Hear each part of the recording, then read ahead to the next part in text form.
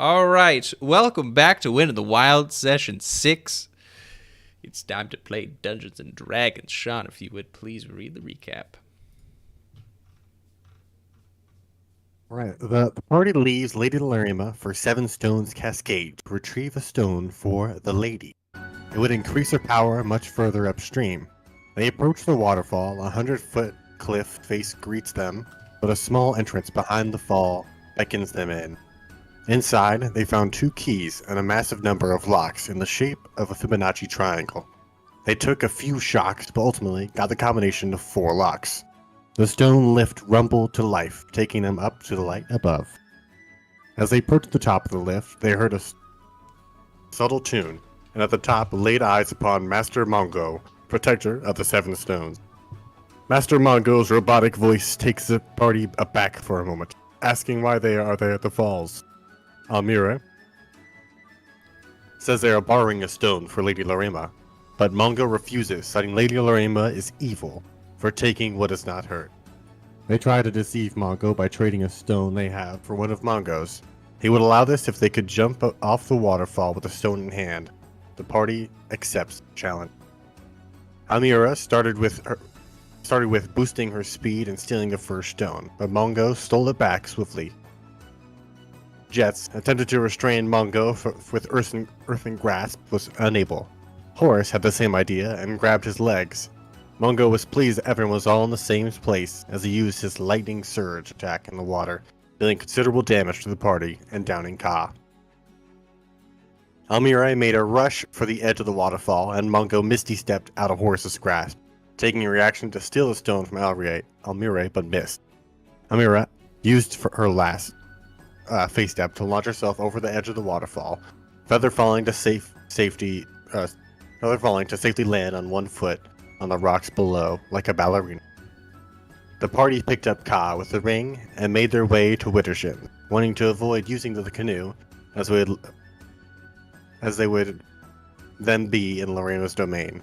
Cardigan and Flumph are happy to see the party once again. Jeatz heads to bed, but everyone enjoys lamb stew. Cardigan said they could bathe in the fountain as a tradition tomorrow. Flumph tries to connect with the party, but fails and was embarrassed. Cardigan came in thankfully diffusing the tension, saying there was something going on just outside the window of one of the bedrooms. It was Edith and Chancellor Smith.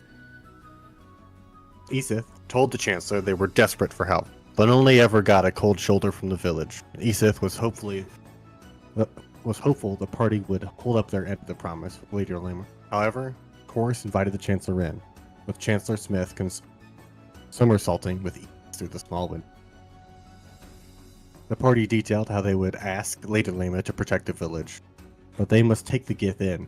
The Chancellor felt betrayed by Horace, a fellow human that he would entertain such a notion as to work with a Fey and a promised protection to the Gith.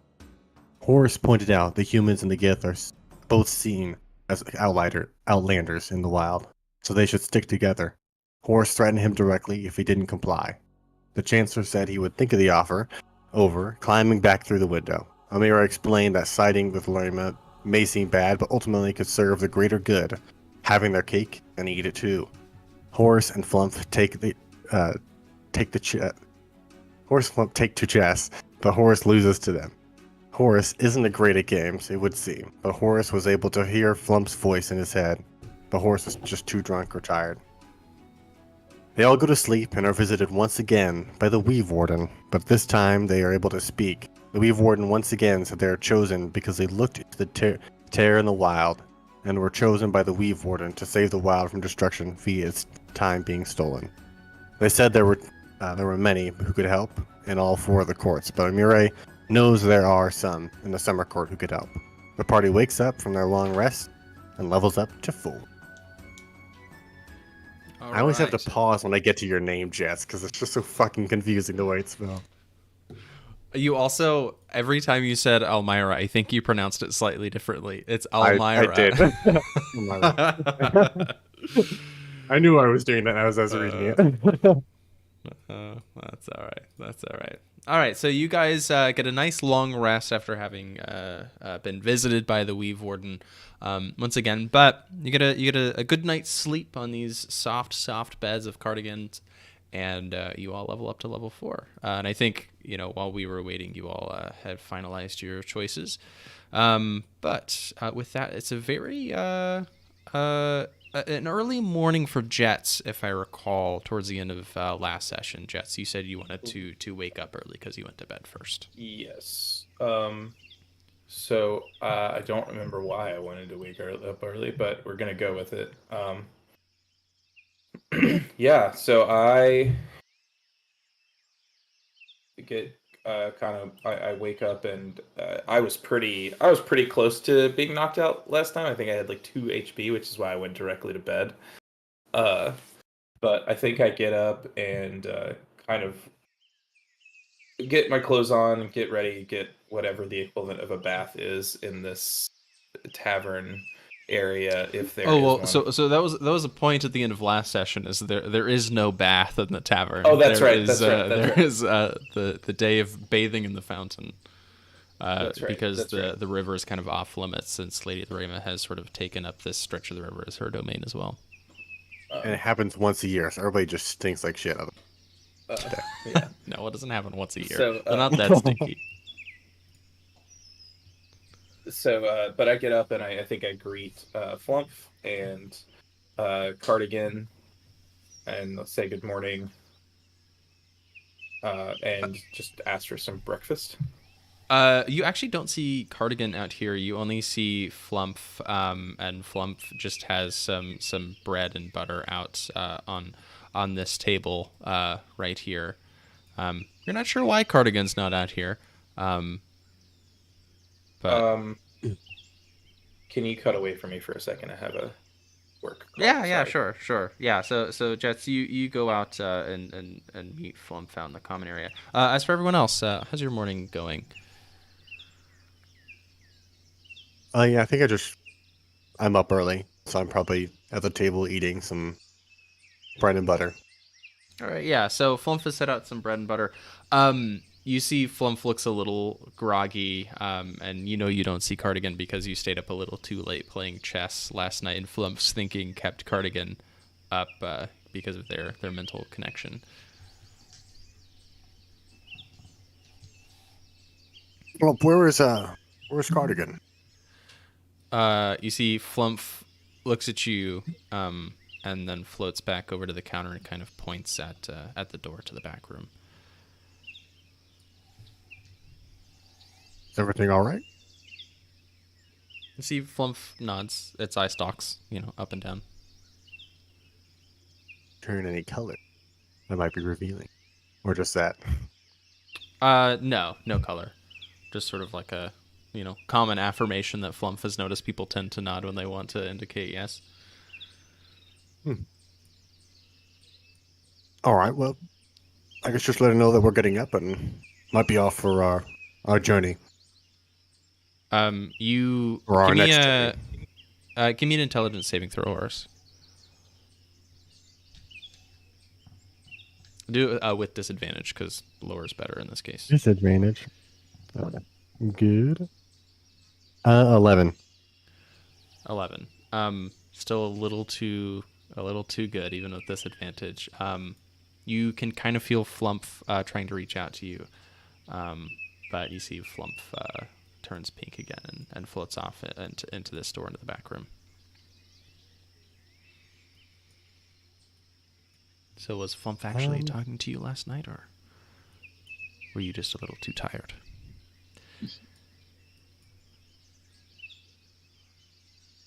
All right, Almyre, Ka? Sleeping in, are we? Ka's coming out for some biscuits at this point. Horace, you can stay up late? Maybe a little too late. Flump was kicking my ass in chess. He's much better than you think. The multiple eye stalks, he can see all the perspectives of the board. God, I didn't even think of that. Did you see Almyre? Oh, I think we all had a big day. Perhaps they're sleeping in. Well, Slump seems a I am on bit mute. off. I have been talking and I'm on mute, and Oh. I had no idea. Faux pas. Well, you can go. Almyre probably walks out then. I only need 4 hours of sleep. So I probably was that, like when you're at a friend's house and you wake up before everybody, but you don't want to like go out before anybody else wakes up. So you just wait in the bedroom until you hear people talking. So once everyone starts talking, then I'll come out and be like, "Oh, hey, I was definitely asleep until just now. yeah." All right. And with that, Cardigan comes out of the back room with some freshly baked biscuits. And you see she's a little slow. Her eyes are kind of bloodshot, and she comes out and she says, "I'm sorry for keeping you all waiting for the biscuits. Flump was kind enough to put out some bread and butter. I had a bit of a late night last night, but it's no matter." And yes. she puts the biscuits on the table. More bread. Well, I'm sorry, I didn't have enough time to cook up any bacon this morning. I wasn't expecting you all yesterday, so I didn't prep any pork. Cornigan, I did have a question about yesterday. Was there any reason that Chancellor Smith, was it? Smith. Chancellor Smith, or his conversation maybe gave you a little fright yesterday? You still seem a little off.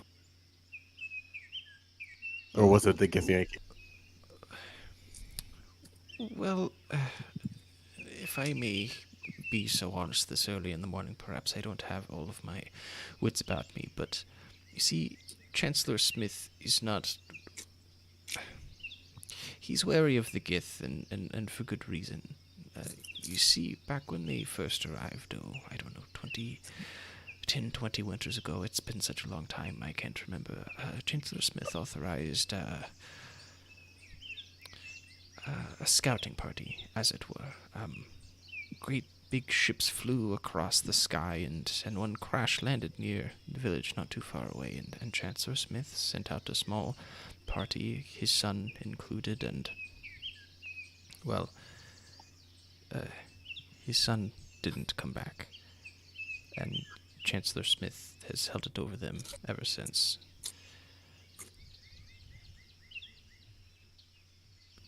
We know it was them that did it? They have never denied it. Do I know, like, so the Githyanki, I guess, appeared kind of like the humans, just randomly? Yeah, so Cardigan goes on and she says, I don't know the whole story, but my understanding is the Githyanki were hunting something, and they crash landed here. I'm not entirely sure why, but they had an airship. It was, I suppose, going from plane to plane, hunting down whatever it was their quarry, and they ended up here, not too far from here. But Chancellor Smith has made it a point to not integrate them into the village. The Githyanki, as he says, have violent proclivities, as they say. Now, in every interaction I've ever had, they've seemed fine enough. They've never veered towards violence of their own volition. Perhaps they are a little short at times, but I've never had a violent interaction, we'll say. Perhaps uncouth at times, but never violent. Chancellor Smith seems to have a different opinion of them. Been any negative interactions between humans and the Githyanki since this first scouting party? Oh, several. Not negative, but as you can imagine, that sort of set off dominoes, as it were, in Chancellor Smith's perception, and that has kind of infected the village, with him being the Chancellor and all.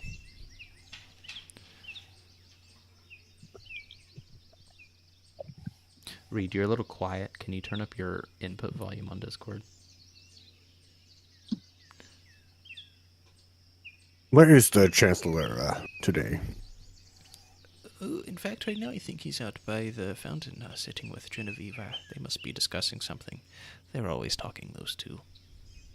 Hell, I think they should get married as much time as they spend with each other. Yeah, I don't know. Smith, I think Genevieve deserves better. Much better. Well, I won't tell him you said that. And she winks at you. I guess I'll kind of look around. It's like, should we go talk to the lady?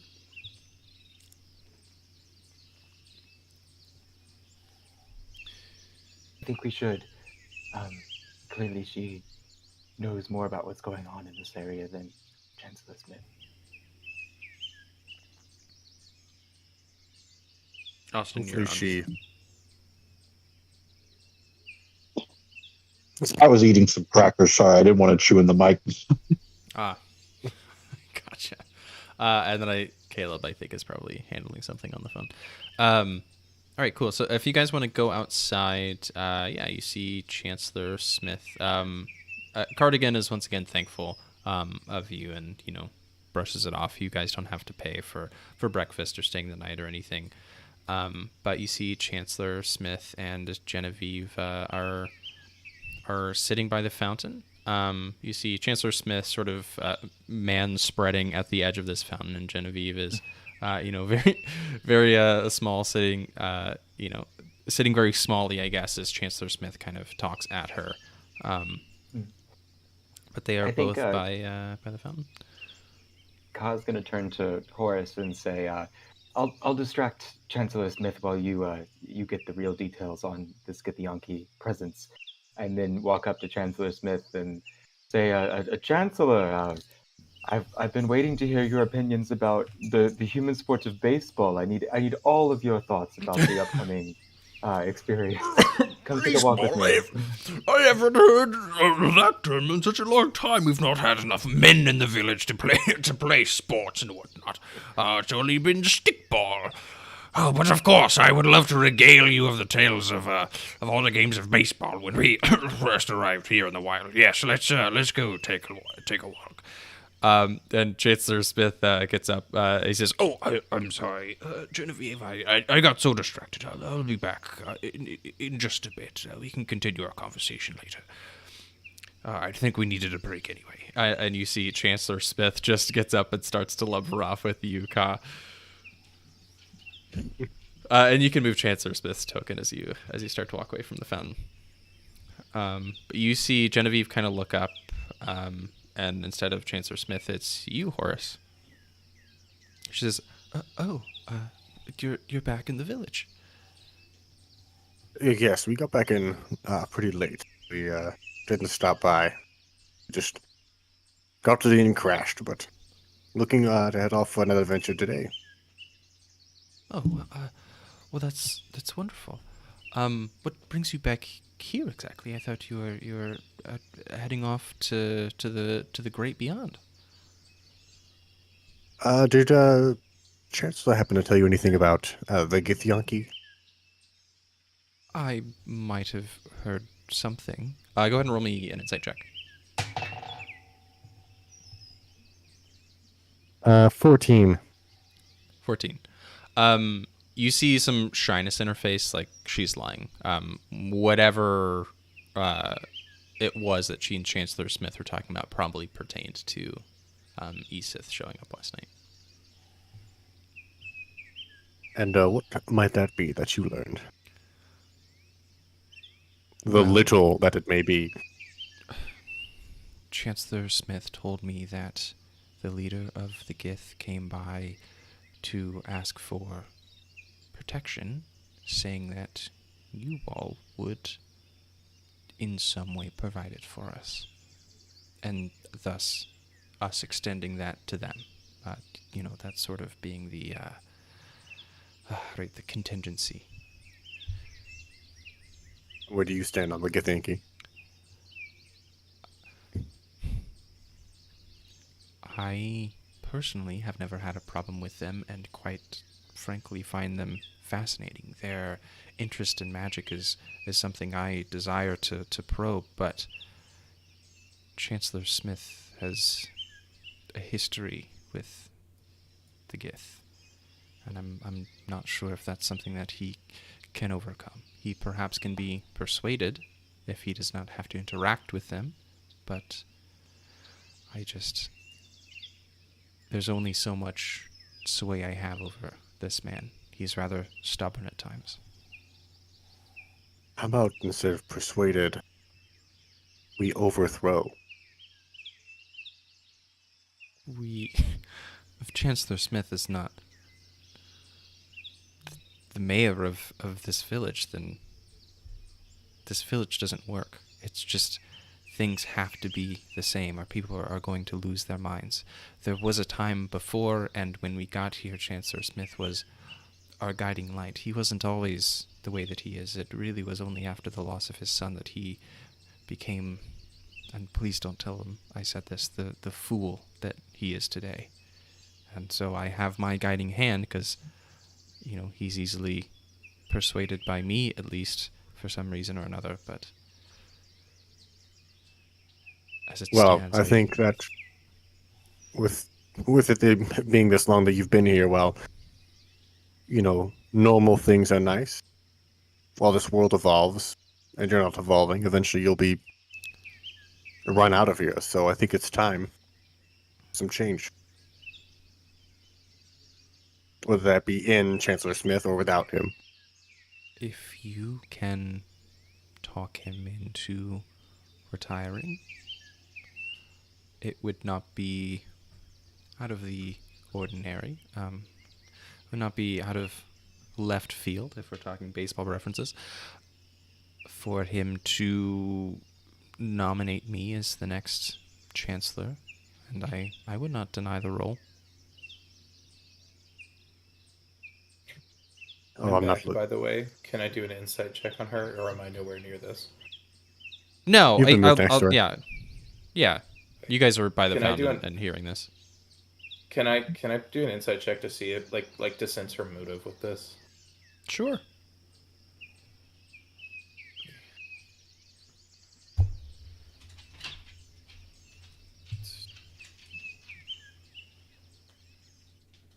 Okay, I got a 9. With a 9, you're listening to this, and Genevieve's she's being rather modest about this whole thing. She would like to run the village, but is not going to take any action of her own. And so if it happens upon her, she wouldn't say no. But you don't sense anything untoward from this. Gotcha.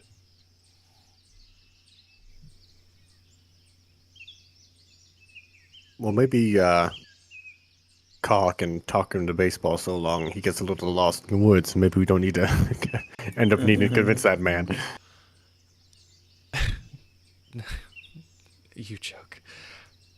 Now, Chancellor Smith did mention something about you making a deal with the Lady of the Lake.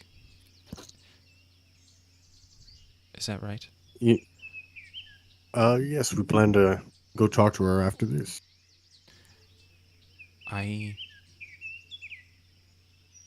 must voice my concerns that I do not trust her fully, but perhaps if you can convince Chancellor Smith that your deal with Lady Loreaux will go your way and only your way, then perhaps Chancellor Smith might step down, seeing the village protected by a powerful fae. He wouldn't feel so fatherly over this place.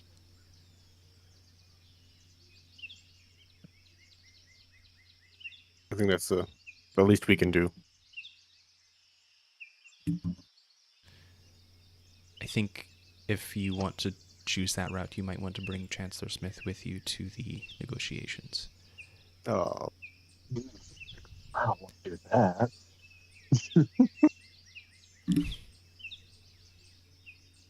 well, Should we bring him?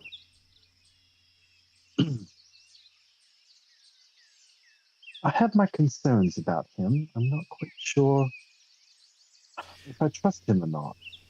Well, yes, he is and I did not say this, again, a fool at times. But We could maybe use this as a sort of trial to see if he can maybe change. he If would he does, require help. some convincing. That's all I'll say. If he's open and willing to negotiate, then I think he might still maybe a little bit better than of a man. Maybe he keeps his position. If not, then we can convince him to step down. At this point, Chancellor Smith has kind of done a circle with you, Ka, and is coming back towards the fountain. And he says, It's about time I got back to Genevieve. and he rounds the corner of this house and says, Oh, you're all back. Oh, I hope you all got a wonderful night's rest. I know that Cardigan cooks a mean biscuit, so I hope you're all well fed. Now I may ask, where are you off to today? Saving the village, saving the world, as it were. I guess I kind of look over at Ka and I guess maybe not Ka because you weren't here, but I look over maybe at Almyre and Jeatz, maybe kind of look for a nod of whether we're going to take the Chancellor or not to our negotiations with the lady.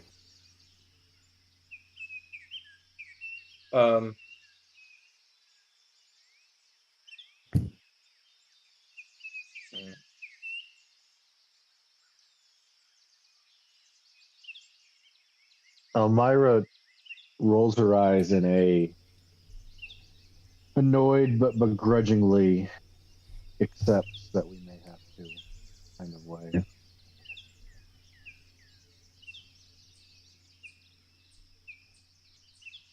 Let you me know. make the offer. All right. Chancellor Smith, we were actually planning to go to deal with the lady today. Oh, I feel so soon. Since you were hesitant on making any sort of offer, we thought you should maybe join us and be a part of it, since it's your town. Oh, is it so? I'd quite like to accept that. You know my apprehension, and so if I could be there to witness the deal, I might perhaps be more open to it. So, yes, I do accept your invitation. Thank you. Genevieve, as the advisor, would you like to come as well? No, I think I'll stay here for today. Chancellor Smith will report back, I'm sure. Sounds good. Everybody ready? Yeah, sounds great. Let's go. All right. So a question for you all. You may actually talk to Lady Loreaux at the edge of this little stretch of river if you'd like. If you'd like to find a secluded spot, because her domain does reach this far up the river. Because, as you recall, 2 days in a row, you saw someone get thrown back by a giant watery hand for not paying a toll to cross the bridge. So Lady Loreaux is not without power this far upstream. I guess we can talk to her at the bridge. Yeah. Should I approach Lady Loreaux, or do one of you all want to do it? I talked to her last time, so. Yeah, you can approach. Yeah, you made the deal. Although you did it naked last time, so maybe that's the catch. I was actually covered in butterflies last time. She might have seen your Very moves, so she might be a little impressed. Yeah. All right. I use. Well, there's no reason you couldn't all be there, be present. But he's initiating the conversation. Yeah, we'll join in. Have people bathed in this fountain yet? It's pretty early morning. No, you gotta let the fountain warm up. You know. The Chancellor's feet were in there for about a few hours, so It is very important if I know if this water is dirty or not. So, does the Chancellor walk around barefoot?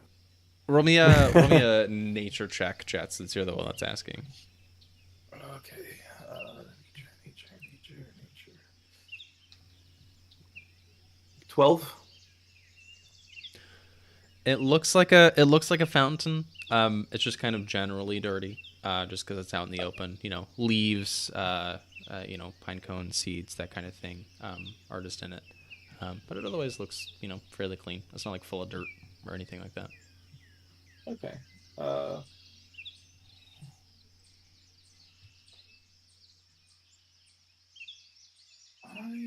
don't know why I thought I could purify water with shape water. Purify food and drink would work. Yeah, but I thought it was like that's a paladin cleric thing. What was it I was trying to use to clean my clothes? Prestidigitation. That's what it is. It would take a lot to clean that, though. Yes, I'm aware of that. Avery, How many other people have prestidigitation? if you will have it, can I use shape water to get 5 feet of water and animate it to float towards the river? And as it is floating, can I use prestidigitation to purify it and use it as an offering for the river?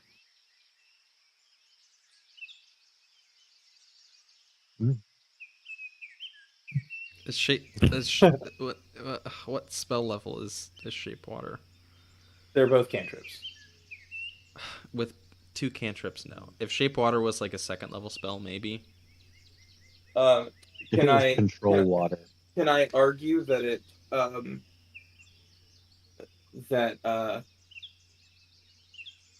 the continuous effect of it moving does not require, like, it's not a concentration thing, it just happens, and then I use prestidigitation on the water that's moving. I'm not controlling it anymore. It lasts for an hour, so Isn't that giving it just the illusion of it being purified? So someone of her power would then... Or soil... Oh, it's an object. Never mind. Damn it.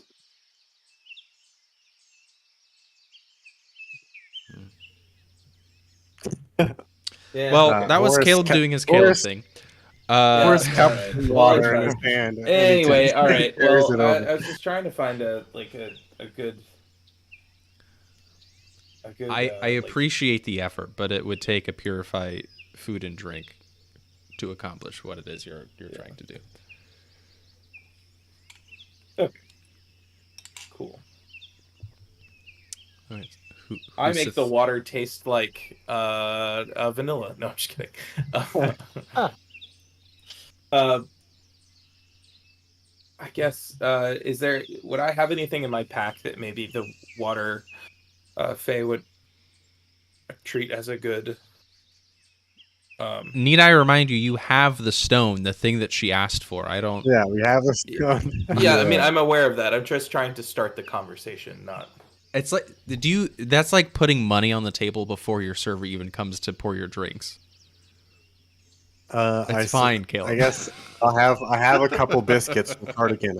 I don't want took to them put and money on the can, table beforehand. I want... okay. Anyway, so I guess I just call out to the lady and say,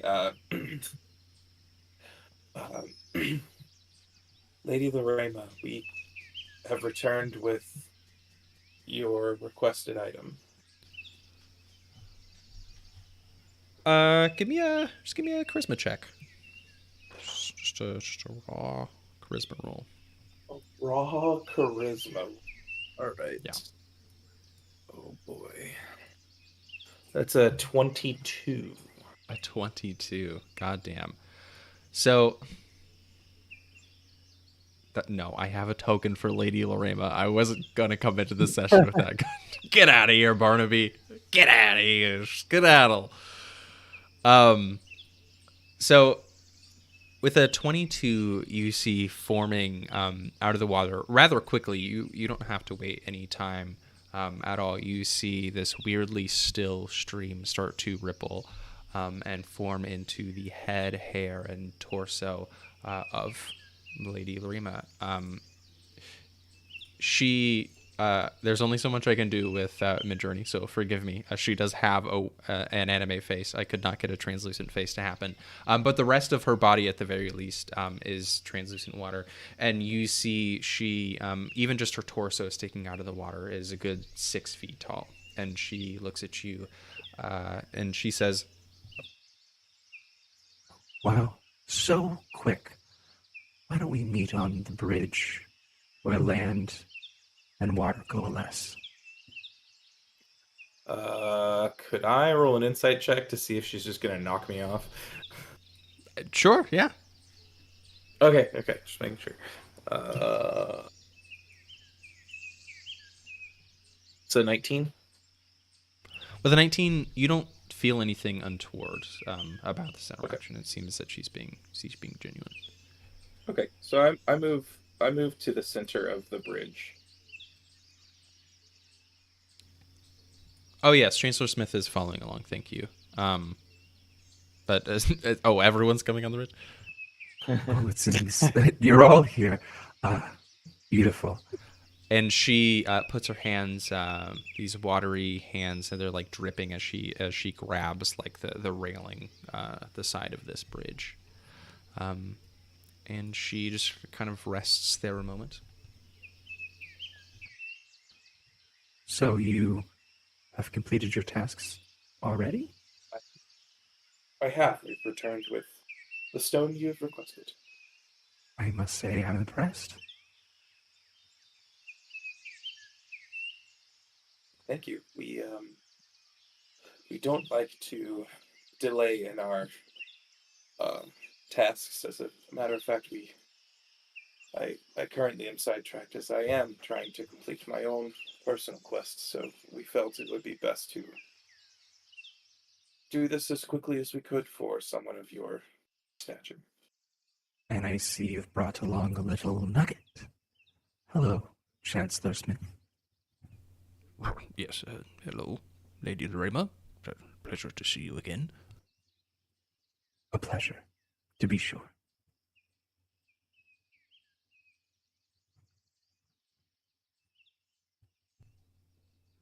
Oh. We were supposed to be making a deal. Is that right? Yes. Well, please. Go first. Can I ask I was on a phone call question? Yes. To Avery, the DM. Yeah. Can I ask my friends if we are still having the same deal we had talked about her protecting the village?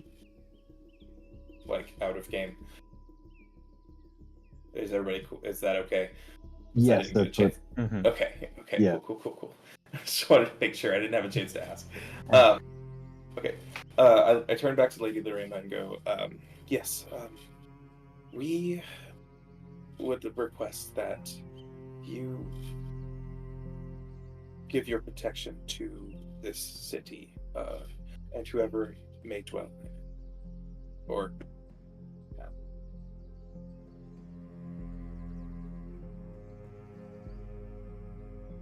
Protection? Well, that can come in many forms. Perhaps giving you a kindness due to your promptness, but by what do you mean protection?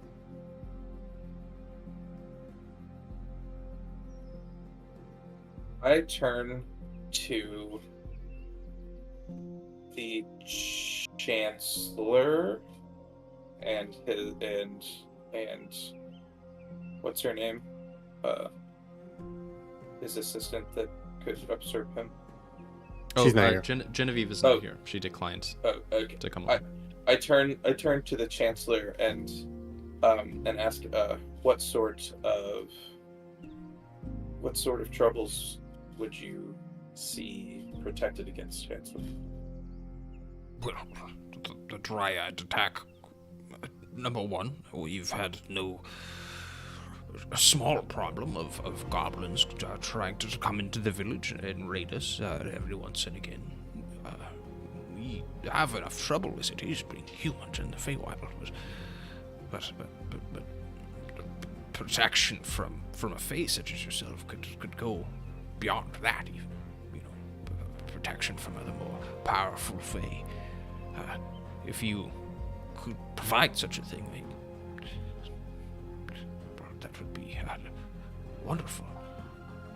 I turn back to the Rayma and go,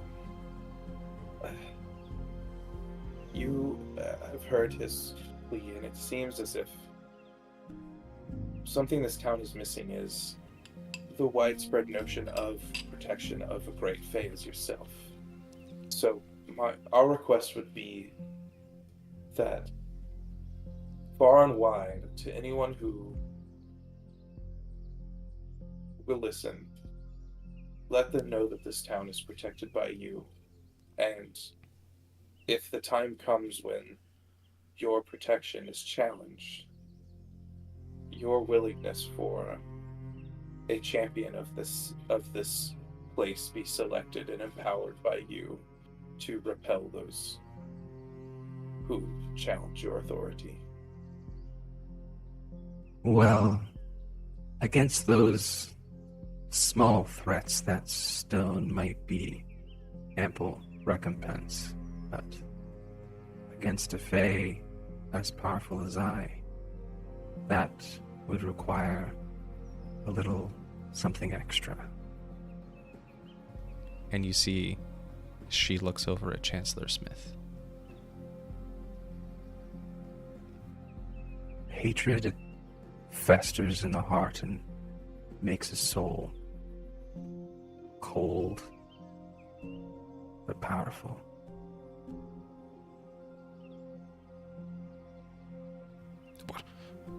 What are you saying? Well, Chancellor Smith, what I'm saying is, if your compatriots here are wanting this village to be protected, I can, and for the price of the stone, that's fair, but there is a darkness, shall we say, growing here in the Spring Court, and it may come to a head. And at that time, this mere stone will not be enough to make sure that this village is protected. No, I need a little something more.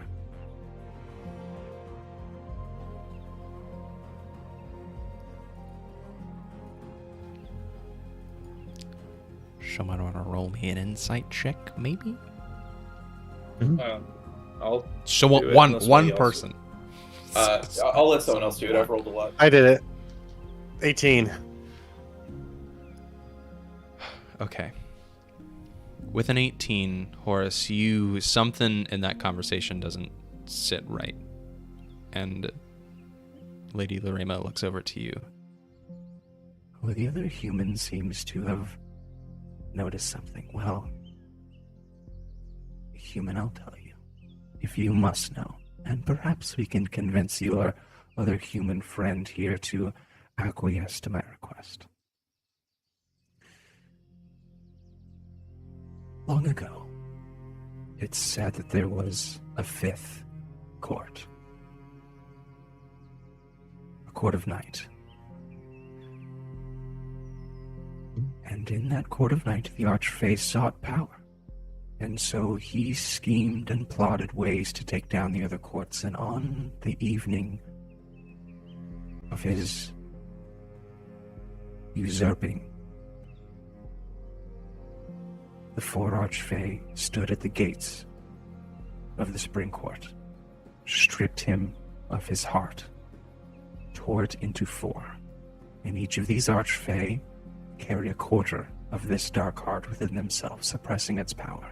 And they banished him, for they could not kill him outright. And for so long, this wandering husk has been let to fester in the Spring Court, should that come to fruition, this stone you offer me will be of little use. But trees love to gossip.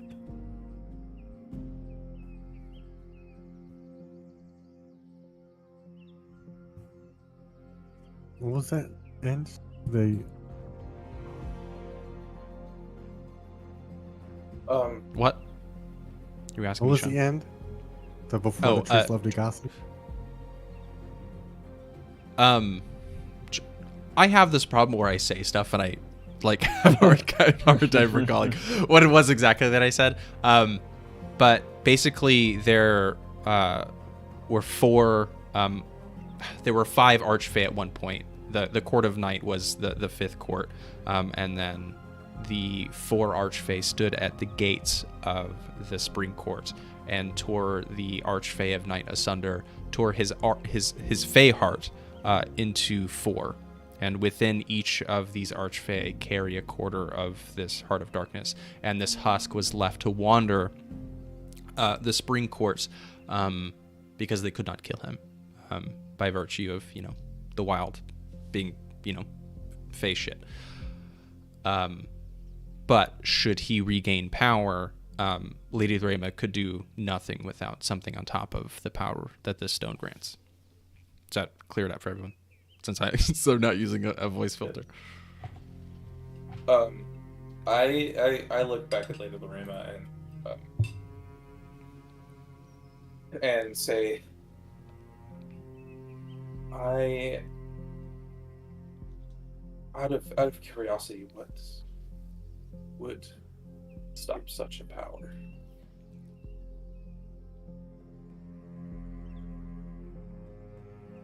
A soul that's known loss. A soul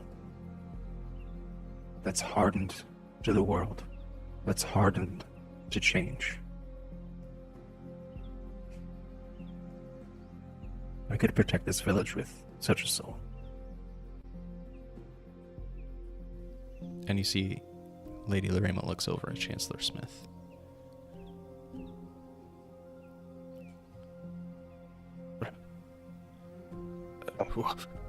Chancellor Smith looks taken aback. Oh!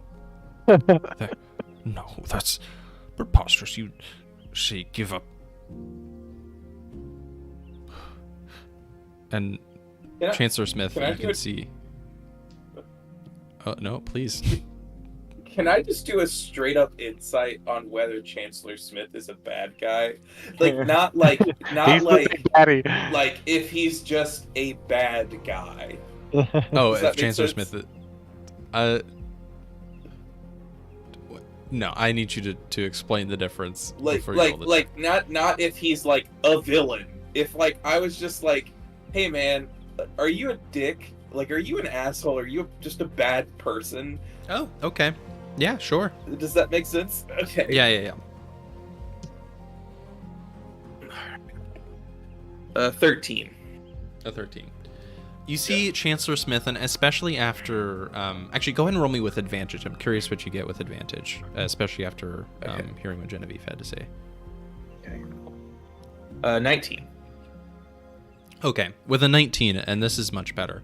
Chancellor Smith has lived a long time, and, sort of outside of the game, he lived a long time in the regular world, too. And so he's had his fair share of evils, and...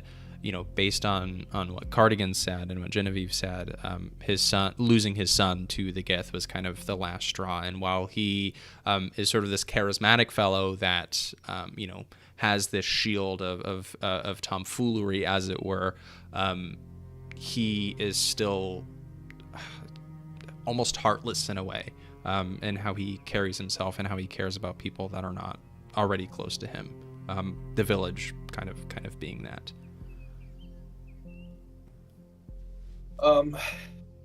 Okay. I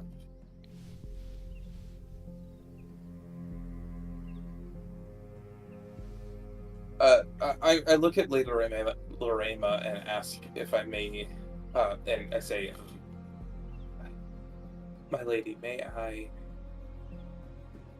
take a moment with my friends and discuss what you You what mortals desire? always wanting to discuss. Yes, you may discuss. Meet me back on the bridge when you are ready. Thank you. And then I start walking back to the tavern. Okay. Yes.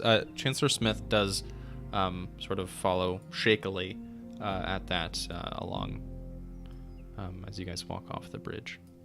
And you guys don't. I mean, you guys can go into the tavern if you want, but Lady Larima's not going to like spy or anything like that. I turn to Chancellor Smith and say, I apologize.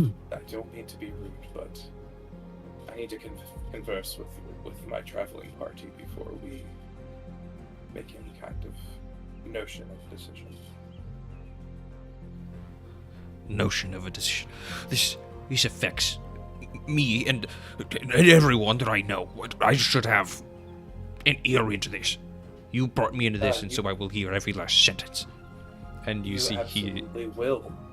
He's turned but that a does little not angry. mean you absolutely will have every opportunity to have just as much of a discussion. But we are the ones who went off to protect this town, and I believe that we should be able Protect to this have town. What do you think I've been doing all this time? Did you not mention that you've been getting attacks from the dryads and the goblins and whatever else? And we have known loss for it. Yes, well, we I have don't brought think you've about done anything. change for that. Let us speak, and we will return to you in a moment. You see Genevieve slowly walking up and puts a hand on Chancellor Smith's shoulder, and he kind of softens up a bit. Why don't we just take a walk? Let them discuss. And you see Chancellor softens up a little more and turns around and says, You will tell me what you plan on saying to the lady before you speak to her once again. Of course, we just... My course of action is just to discuss what we will bring to you, not to the lady. he turns around and walks towards the fountain. Cool, I walk into the tavern. Okay. Yeah, so you'll walk into the tavern and Flump is behind you and shuts the door. Can I try to telepathically tell Flump that we need some privacy? Give me an intelligence saving throw with disadvantage. Boy.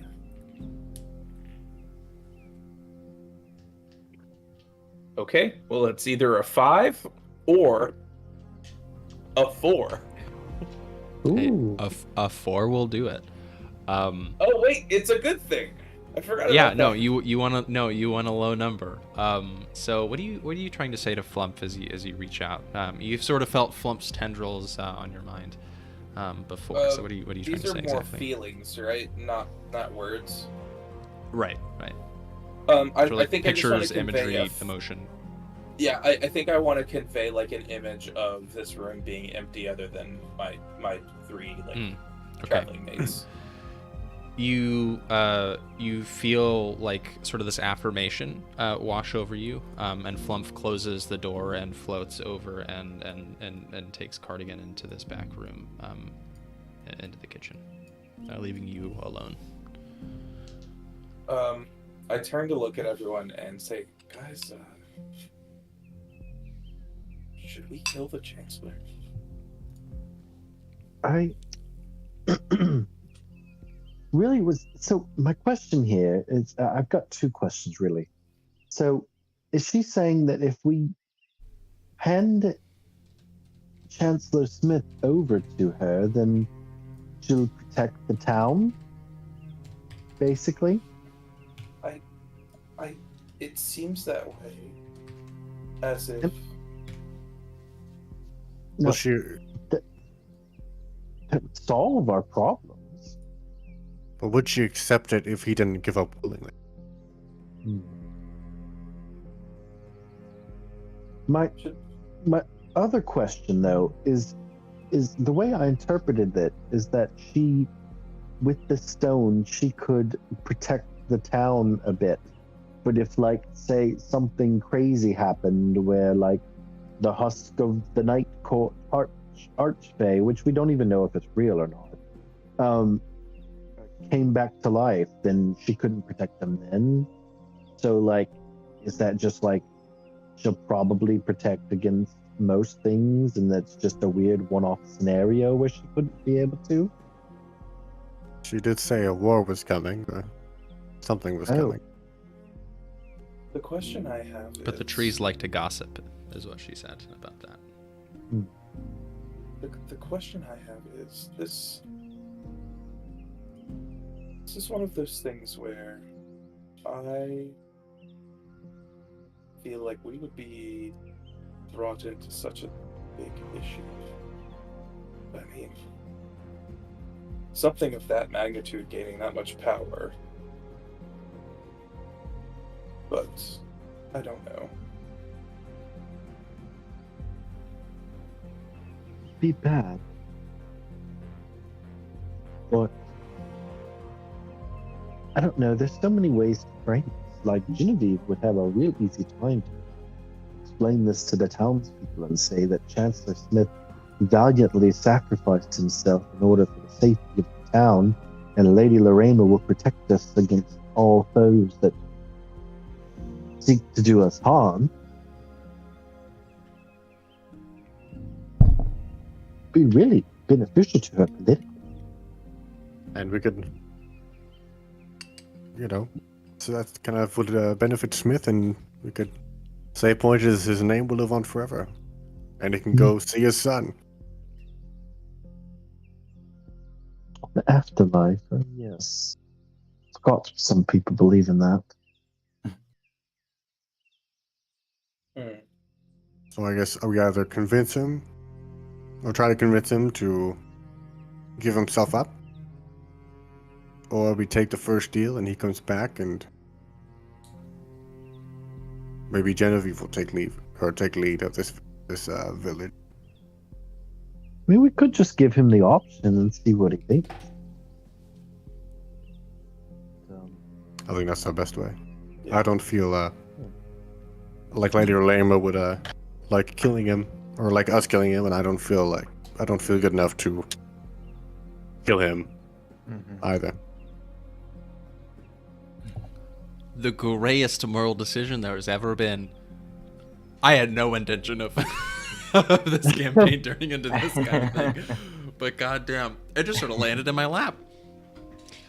All right. I think we should talk to both him and what's her name? Genevieve at the same time. I think so too. She seems to calm him.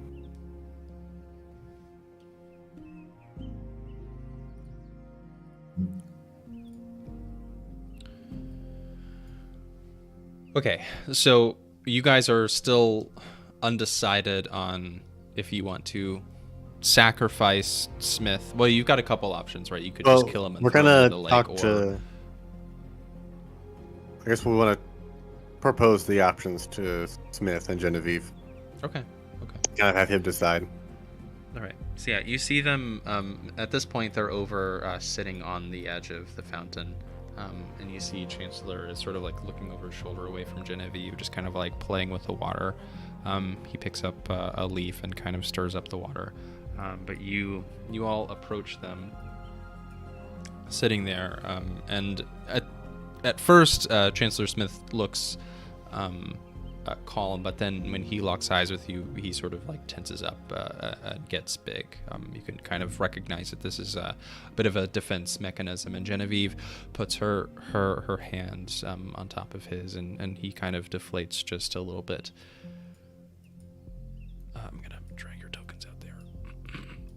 And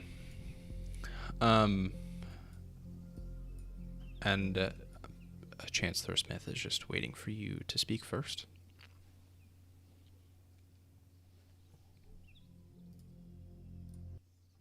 Chancellor Smith,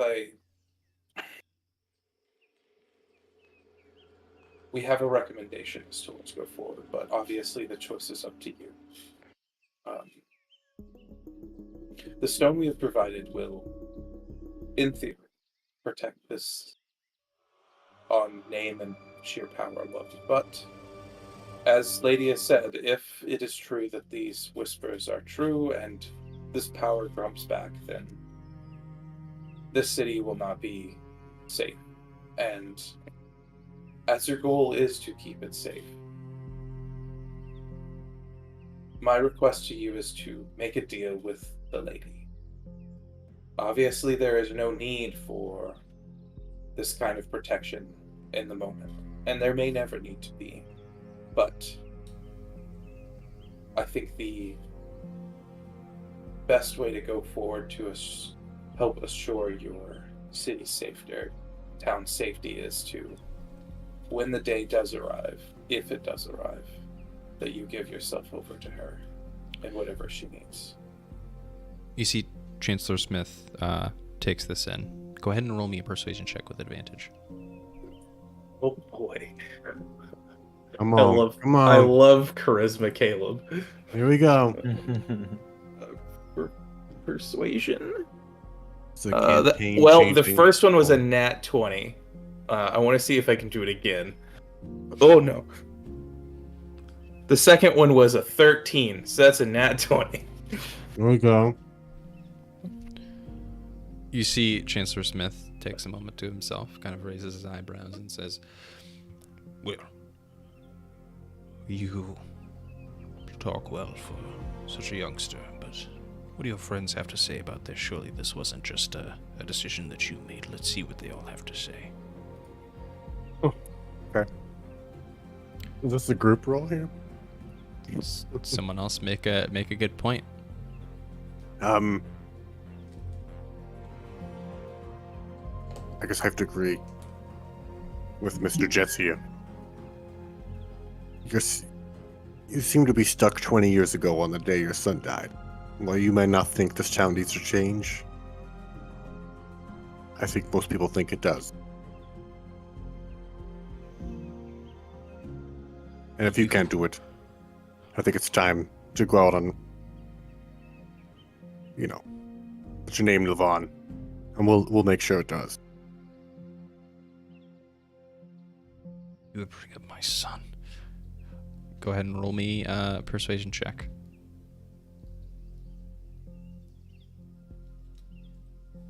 That is a 15. All right. Isn't that 20? Barring any insult against my dead son, what do the other two of you have to say? I think Ka steps forward. It says, Chancellor, stepping away from leadership does not mean the end of what you can do. I've been someone who has run away from my challenges for a long time, and only now am I learning that I need to insert myself into the fray and take charge. What you can do now by letting the city lead itself is also freeing yourself for the future. You decide what's next for you, not this path you've been on for the past 20 years. All right, go ahead and roll me that persuasion check. Out of character, later Ammo wants his life, right? Mm-hmm. So, Is this one with advantage, or is it with just a No, straight that's just a flat. 5? A 5. All right.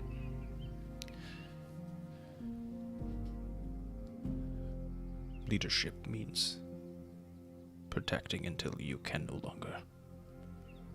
And you, young lady, what say you? really think that the point of leadership is not to lead until you can't no longer. It's to develop those under you and give them opportunities to lead. And you have an opportunity right now to be remembered for eons as the savior of Widdershins, the person who made the deal to make sure that this town could be protected for, as long as Lady Loreaux lives, which seems to be much longer than any of us. And you would be giving Genevieve an opportunity to lead in her own way. All right, give me that persuasion roll. Ooh, let's see. +1. What are we going to get? Ooh, a 16. Nice. Chancellor Smith. Genevieve has her hand on top of his, and you see he moves his hand to on top of hers and grips it slightly, and Genevieve looks over. And Chancellor Smith says, "Well, an unconventional position I've been put in, yes, but I'm not unreasonable." And he stands up with Genevieve's hand in his, and he turns to her, grabs her other hand, and says, "Genevieve, I know you know this, but lead this village in my stead. If I can do one last thing for my son, if I could have protected him the way that I can now protect the people of Widdershins, I would have done it, and these people have made me see that I can give my life for others in a way that my son did." And you see he drops Genevieve's hands and leans down and puts on this charismatic air. "Well, to Lady Loreaux we go then, for Widdershins." And marches right on through you onto the bridge.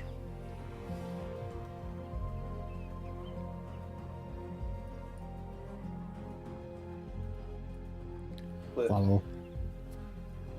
Chancellor Smith reaches the apex of this bridge and calls out, "Lady Loreaux!"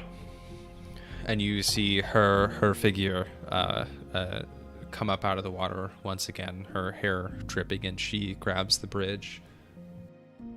Oh, have we made a decision all alone, Chancellor? "No, I quite think we've come to a group consensus." And Chancellor Smith looks over to all of you all to join him on the bridge. Can I walk up to Chancellor Smith, kind of in support of him, and hand him the stone? Bless you. Thank you. To give to Lady Loreaux. Oh yes, absolutely. You walk up to him with the stone and place it in his hand, and he looks kind of taken aback for a moment, but puts on that leadership air that he has, that buffooning charisma that he has, and leans out over the bridge and says, "Lady Loreaux, I'm prepared to sacrifice my life in the greater protection of this village, along with this stone, for as long as you may live." And Lady Loreaux kind of floats over a bit and floats down and makes eye contact with him and says, "For as long as I may live, I will protect this village of Widdershins from evil, great and small. Me. You take me to Denier to see my son again. I will do my best, Chancellor Smith. And with a huge watery hand, you see she deftly grabs him over the bridge and pulls him into the water. And the second he hits the surface of the water, he disappears along with the stone.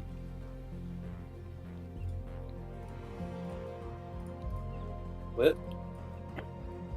Wow. What a story, And guys. with that, we'll I take turn- a little BR. Oh, unless I was going to say no, we're no, gonna take no, a BRB I can- unless you got something. I have something I need to talk to Genevieve about, but it can come back after the break. Okay, so yeah, we'll take a little BRB.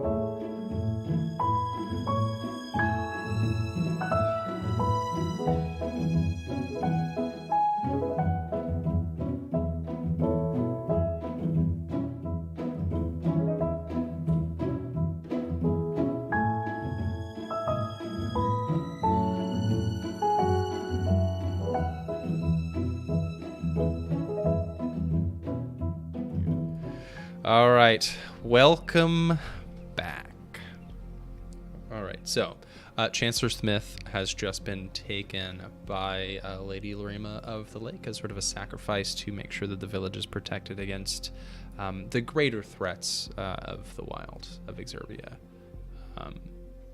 But now you all are left on the bridge. Genevieve is sitting over on the fountain, looking down at the dirt, down at her shoes.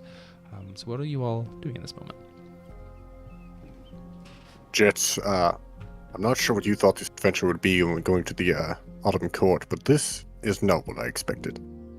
We really need to get going. I turn back to Genevieve and look at her and say, I guess what did my friends fill me in with the deal? Yeah. Okay. You had breakfast together, yeah. Okay, cool. So I looked at Genevieve and go, now, we have protected this town, and I think it's time that the relationship with the Gith are protected, is repaired. Where's the Chancellor? He was there and now he's not. The Chancellor decided that... Wait, she really took him? For the one... She did, yes. Well, I suppose it was his choice at the end of the day. As the new Chancellor-elect, I will hear what you have to say. The Gith. I understand your relationship with them past has been tenuous, and it seems that this is a response from the Chancellor previous. Chancellor What is Smith was your- not a forgiving man, but I, again, have never had any trouble with the Gith, and so they will find sanctuary here. Should Then they request it. I believe then it is not our place to make further deals than what has already been done. But I hope that whatever dialogue can happen. And was Genevieve there for that conversation with the Gith? Or was it just... You do not know. I just Could know I didn't hear her I- voice. She got the second hand from Chancellor Smith, you know that at the very least, but you do not know if she was there. Would I know where the Githyanki are camped? Or would we know if they're camped somewhere? Horace, give me a survival check really quick. Yeah, just give me a 19. survival check. Okay. 19, yes. You yourself, having been in the Spring Court long enough, you take these long trips just kind of surveying around. Sorry, Ruby's acting a fool. You've taken some long trips around the Spring Court and know where the Githyanki were. You were smart enough to, just sort of survey around where they were and not, approach them without any further knowledge. But yes, you would know where they were if you wanted to go visit them. Like, I don't know if I want to go visit them. Maybe we just, maybe I could somehow send a message to the camp, to Esith, just to say, I know letters are saying there's, I don't know, new leadership in Wittershins that are open to hear your problems. Because I guess... Sure, if you... Yes, of course, Sir Horace. If you know where they are, we can send one of the boys out into the woods for a few days and have them contact the Gith. They're not so violent as they used to be, and we can get a message to them. I thank you. And I'll just quickly kind of go to the fountain, write it up on the side of the stone, and I'll hand it to her. Oh, interesting. As you go to carve something into the stone, you notice that the stone kind of heals itself. As established in session 0, there is no writing. And Almyre, I did not catch it at the end of the last session. You went to write something what? down. Like even on a piece, like a piece of paper. No, writing does not exist. If you want to draw a picture, that would persist. So how do books but exist? Horace draws. Well, there are no books. There are no books. And I discussed this with Austin, actually, that the way that wizards store spells are by storing emotion and power to paper and crystals. Interesting. There are no words. It's just why my spell book, you've never seen me with a book, but you have seen me with a glorified keychain of crystals. The robot. Yes, there are no books. Okay. Well, I guess I'll just tell her the message, and she can relay it to the messenger. Yeah. Because there are no written instructions, everyone has just kind of gotten used to landmarks. But you're able to relay that. And Genevieve quickly calls over one of the village boys and relays this back to him. And you see him run up to Genevieve and run off. We will have the message to the Gith in some days' time, but we do appreciate it, and Chancellor Smith's sacrifice will not go in vain. I'll make sure that everyone is left with a good memory of him. Before the messenger left, I gave him a favor. Oh, you give him a favor? Yeah. You see the boy perks up and says, A favor, I could buy an ice cream with this. you see him run off. Just an ice cream with one flavor. Favor, Jesus Christ. One flavor per Yeah, favor. ice cream's pretty expensive. Well, look, at least something. I appreciate it. Safe journey, boy. You got it. How old is this kid? He says he's 7, but I swear he's been around here 13, 14 winters. He's quite a strange lad. I'm 12. But yes, Benchwarmers joke. I don't know if anybody's seen Benchwarmers. Not in forever, Austin. Yeah, that was funny. It's been ages. Ages. Okay. All right. Yep. Genevieve says, "I'll make sure the village understands Chancellor Smith's sacrifice, and I will obviously not take absolute power. I'll make sure that everyone wants me as the leader. I'll facilitate a fair vote. But I should hope that my character speaks for itself. And speaking with you, should I still be the leader if you find your way back here?" Thank you for everything, Genevieve. We, I guess I've changed, I guess maybe flipped your world upside down a little bit, after we all came in town pretty quickly, so we appreciate what you've done. That's putting it quite lightly, but I think you've left us better off. And before I go, I do have a few things. We'll call it a gift from the Chancellor, be it me or Chancellor Smith. And she pulls out from her satchel a spell scroll and hands this to you, Almyre. This is a spell scroll of blindness and deafness. For when you just need to run away from a particular fae. And then pulls out... Yes, Austin, go ahead. How do I copy?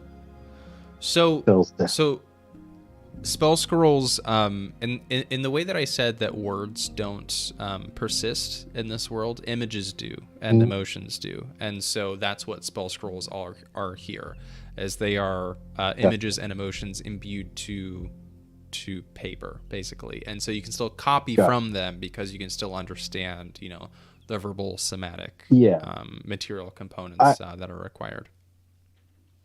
I mean more mechanically, because I know most of the time if I get a spell, I have to spend money to put it in my spell book. Oh yes, favor is basically 1-to-1 with gold. So blindness deafness is a second level spell. So if you are not, let's see, you're a Chronurgy wizard, so you don't get like discounted spell. Well, maybe you do. But it's a necromancy spell. So if you got cheaper necromancy spell copying, then you would benefit from this. But it's basically 50 favor to add the spell to your spell book. Gotcha.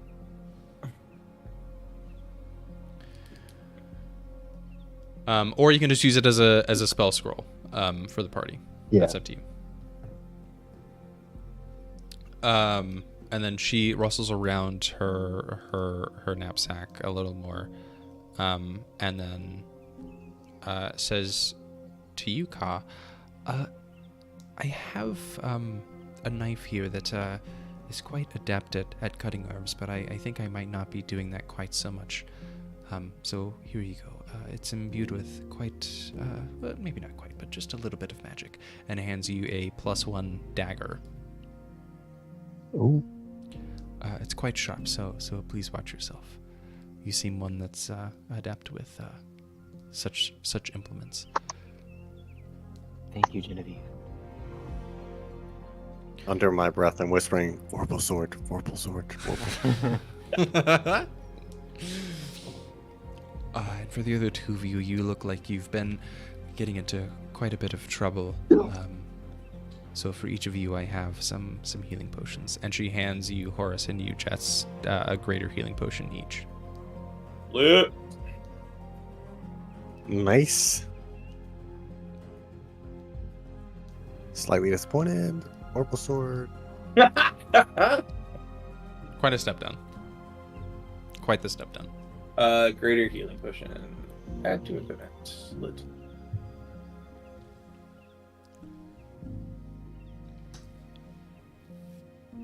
Honestly, so I've got like a ton of spell cards. There's like right over there. Honestly, they're great for just like finding random spells for NPCs or to give you guys spell scrolls for. That's great. Worth the cost? Definitely not. But fun, yes.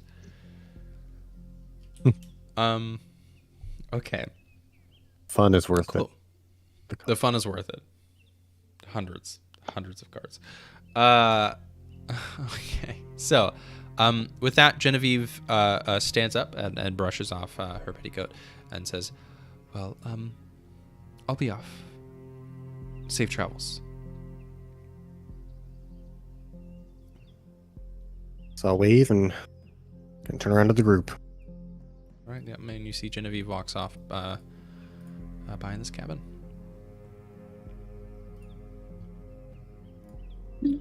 So we eat, or Jeatz, sorry.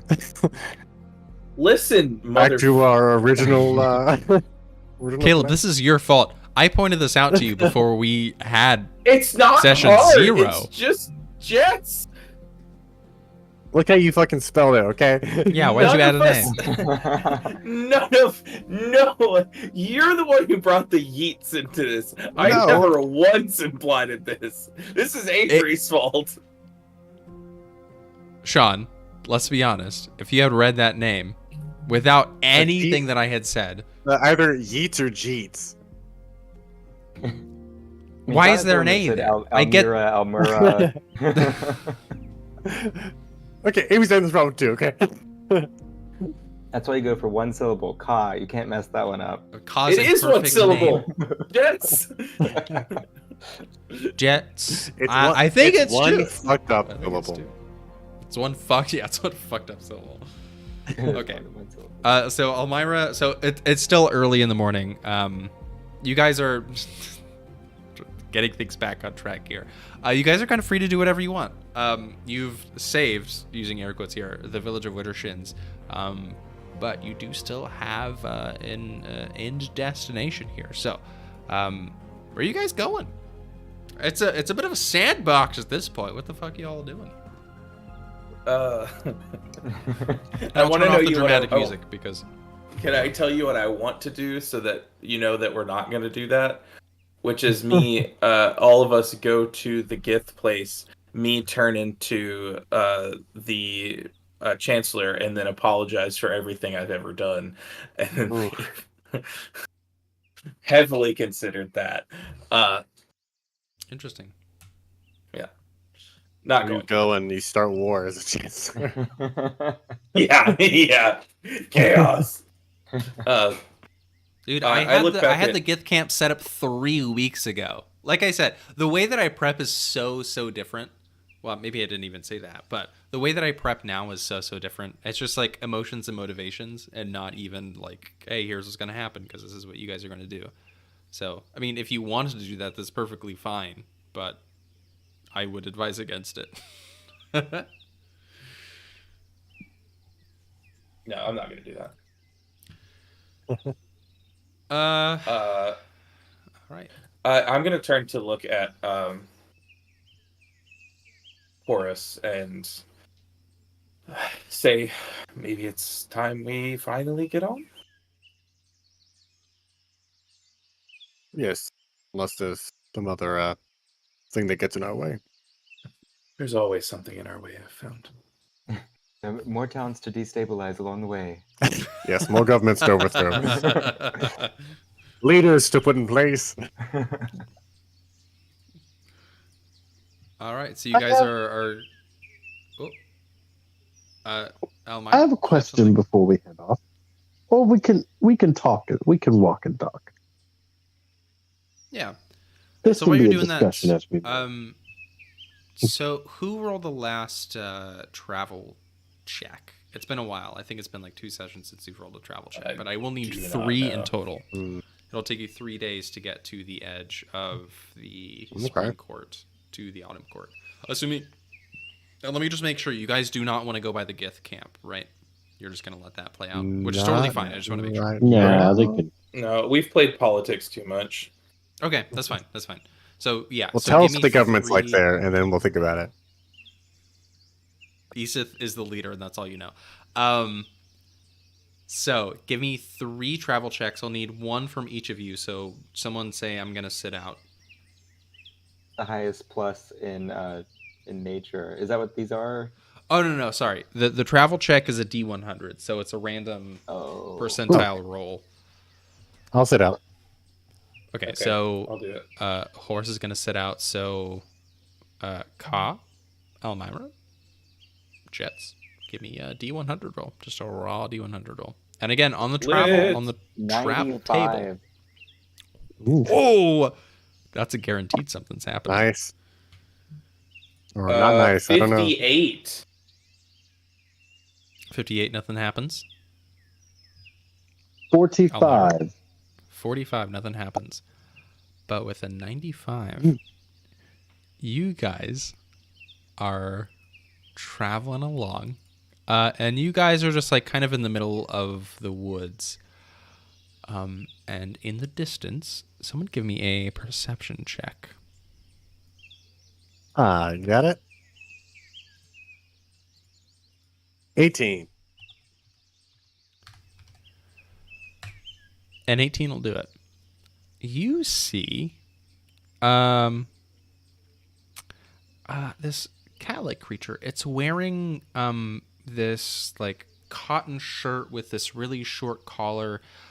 It's got a kind of a newsboy cap on. It's kind of hiding most of its face, but you can see kind of like this cat-like mouth on it. It's weird. You've never seen a creature quite like this. But it kind of just looks like a cat person. As you look down its arms, it's got like a shirt that's cut off at the sleeves, and so you can see fur down to its hands. It's got high-waisted shorts that are cut off at the knees, and he's kind of just walking along, just snapping his fingers as he's walking through the woods.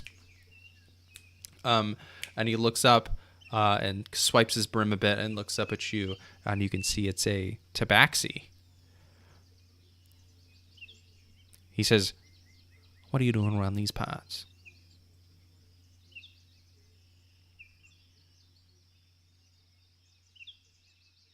Say that Silent, one more time. huh? I apologize. And No, he say that talking one to me? time. no, he's just talking to all of you, making eye contact. Is he wearing any weapons? That you can see? No.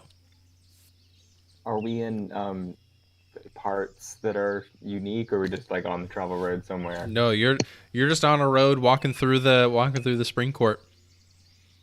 And you see this tabaxi fellow just snapping his fingers as he's walking down the road. I Stops, guess you could notices say you. a cat has got a tongue. What are you doing around these parts? Can we just ignore him? Thank you. Sure. Kidding. Yeah, you can I'm just kidding, say, I'm kidding. silent folk, are you? And he pulls his brim down yeah. over his head and starts I- walking towards you. And just as he crosses you, he flicks a coin up in the air. I catch it. Everyone give me... Horace, yeah? Sure, give me a dexterity check. Dexterity check. Come on. Han. A 10 will do it. He just flips the coin up in the air, and with a satisfying ting, you hold out your hand and it lands in it, and you see a golden coin with a paw print on it, about the size of your palm. And he turns around, gives you the side eye, and then looks back forward and just starts snapping as he is walking down the road.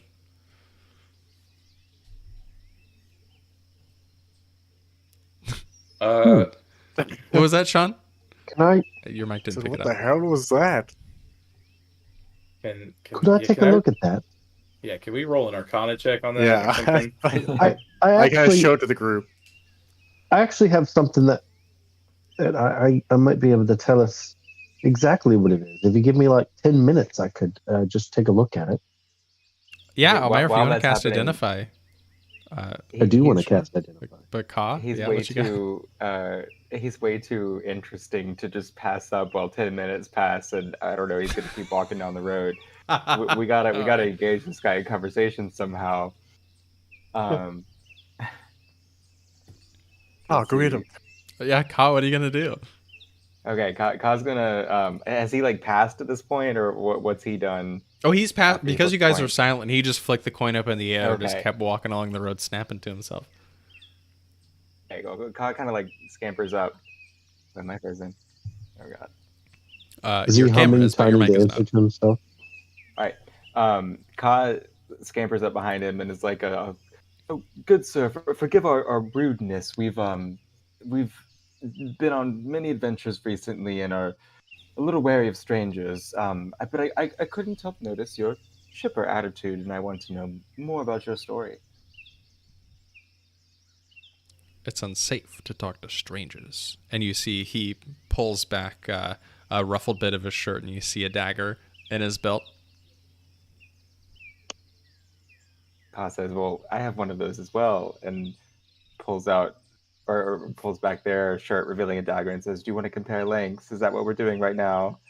Oh, very individual, I see. Huh? Fine.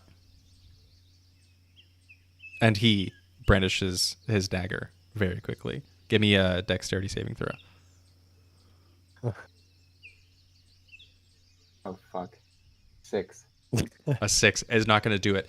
He has his dagger up to your throat before you can even react. It's dangerous going up against the Meowfia, see? I say you God, keep my your distance. God. The Meowfia? Precisely. Wow. And he That's flips his dagger and puts it back in his belt. I recommend you stay right here on the road, see? Maybe I'll be seeing you. Ka says, that's an offensive stereotype, sir, but I'll let you go on your way. Before you can even blink, he's gone.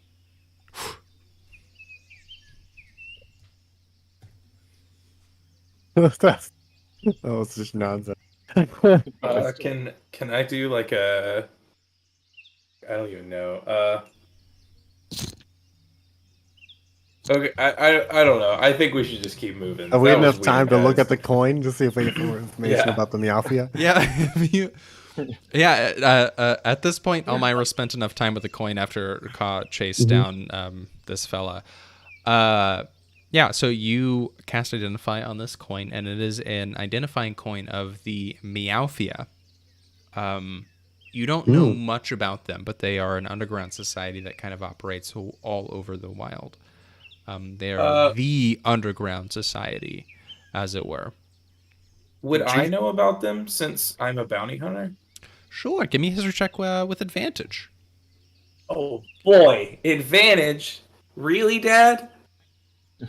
Well, that's a 1 Joy. and a 16. A 16. Okay. So the Meowfia and Equinox would have had like tangential relations with them, a mercenary group versus kind of what is the mob equivalent.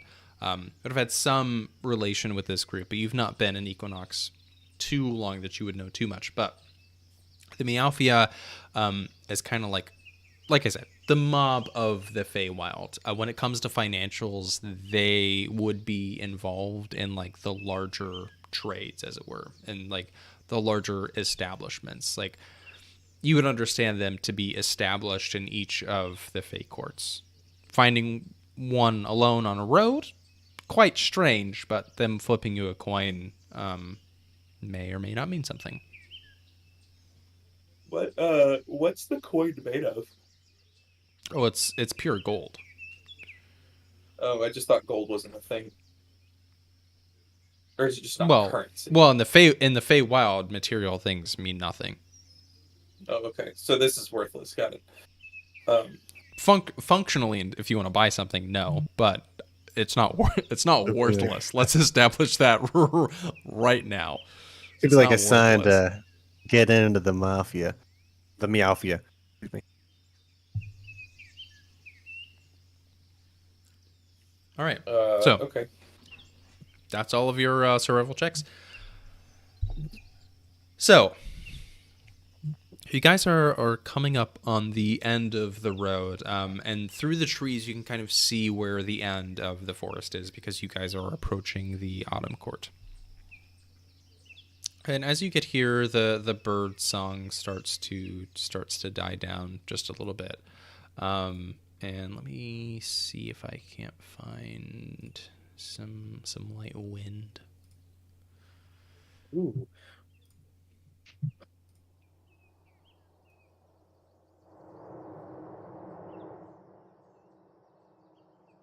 Kind of eerie, but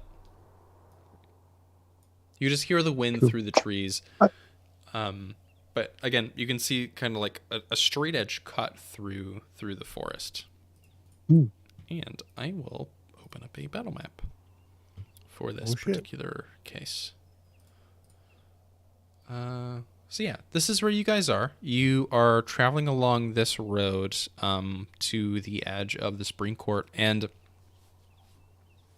Jeatz, this is where you entered the Spring Court. Kind of like this area of dead grass. You appeared right in this spot when that mage teleported you from the Autumn Court to the edge of the Spring Court. As we get back to this spot, I look back at Pascal and I go, "Little buddy, we're getting back home." And you feel Pascal nuzzle into your neck. Before we move on here, before we like cross over, I wanted to. Did I talk to you all in a dream the other night? I'm so glad you brought this up. Damn it! Someone finally. Hey, Austin, I was really hoping no one would everyone would just keep ignoring it, and I was just planning on just being like, "Oh, weird dream." God That's damn the it! thing. I mean, I was going to after one, but after two, and then then talking in it, Almyre couldn't let that go. That's weird. And although she's like, could be trauma, just dad talking all the time about stuff, like she knows something might be up.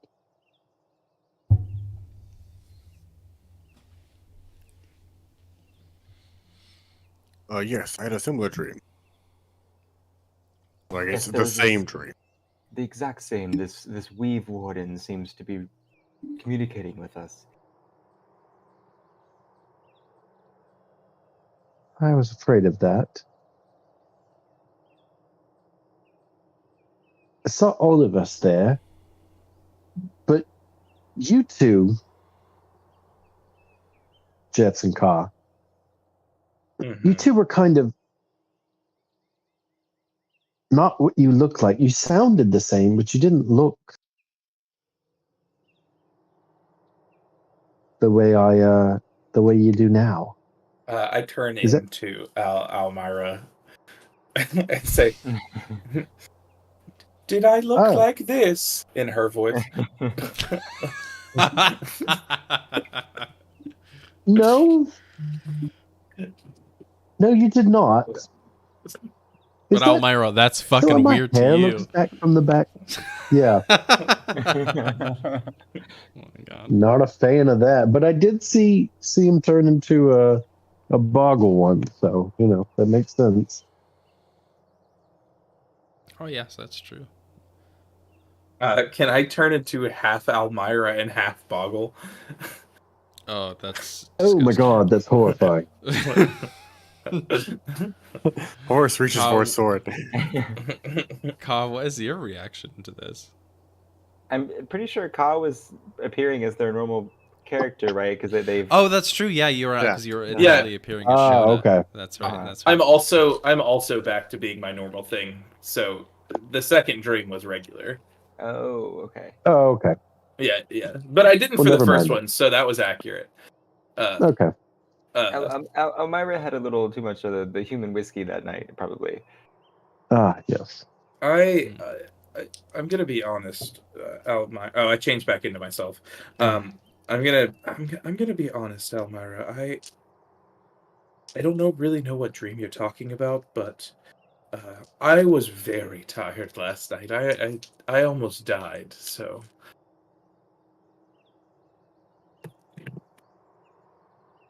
Yeah. No, I remember you being there, but yeah, I don't know if I remember you saying anything. Do we? Go ahead. Were you there for the first one? Do you remember the first dream?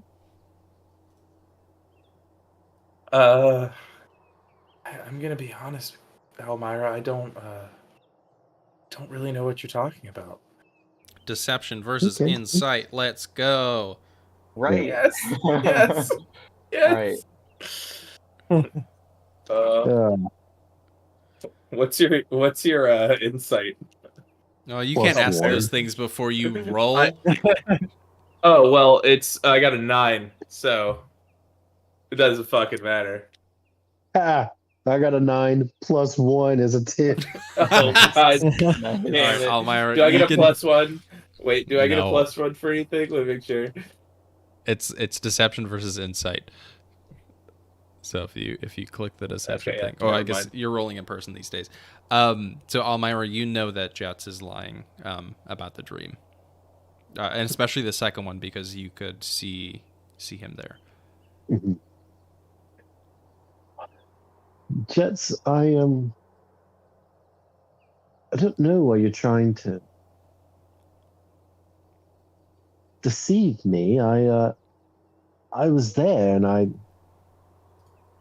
saw you, and so is Horace and Pa, it seems. So, Almyra, just want to complete my mission. This is all a lot, and we've been sidetracked so much. I invited you along because I want to travel with you, but can we focus on one thing at a time? I mean, I guess that is fair. I mean, we are almost here at the Autumn Court, and I don't. It would take some time, anyways, to gather the information that he wants us to. So it'd be. It doesn't seem like it's too terribly urgent. So, we do have this task that you invited me on. You say, even though I definitely invited myself. Yeah, I'm glad you're starting to understand. Jeatz, will you give us your word that when we get to the Spring Court, that you'll accomplish your mission, you'll turn your full attention to this The Autumn issue. Court. Sorry, Reed. The Autumn Court. The Autumn thank Court. you. The We're in the Bottom Spring Court. Court currently. The Bottom Court. I have other plans at the Bottom Court. At the Autumn Oh. Court.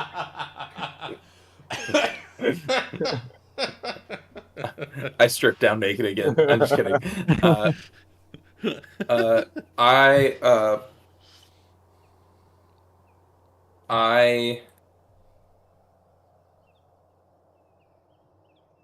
I look back over at Ka and say, Ka, as a kindred spirit, I feel like you know how promises work in this world. So, no, I will not give you my word, but I have heard your desire, and I will heavily consider it. Promise. The honesty. No, I do not promise. Do you not understand? Horace, this is probably why I'm having to take you back somewhere.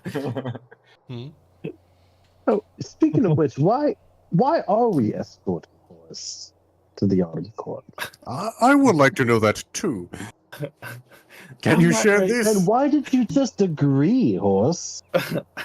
Almyre, you ask a lot of questions. I am a curious girl. Well, I'll answer the one you asked me.